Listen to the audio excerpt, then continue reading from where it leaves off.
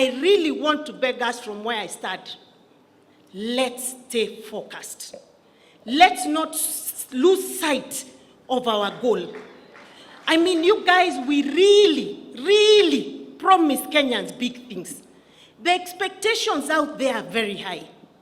If we start losing focus now, I don't know how we'll face Kenyans in 2027. I personally want to stay focused to what we promised the people of Embu County. And I believe each one of you want to stay focused to what you promised the people in your counties. I really want to beg of us today, as the chair of UDA, let's stay focused to what it is we promise those hustlers.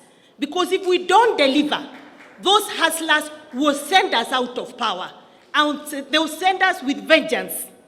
So let us talk about roads, electricity, education, health, tribes.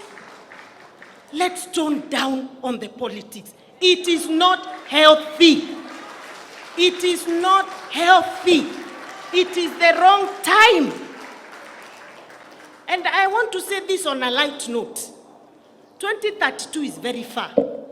For me, the most important is to make sure our team leader, William Samoei Ruto, gets a second term.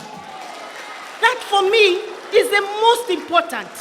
And he can only get a second term when he delivers and gets this country out of where it is right now. That is the truth. Now, once he gets his second term, Dindi Nyoro, Kimani Ishongwa, any of you wants to go to climb up to pambane hiyo wakati. And I want to tell you, some of you think it's only you men who want this seat. Ata sisi. Ata sisi.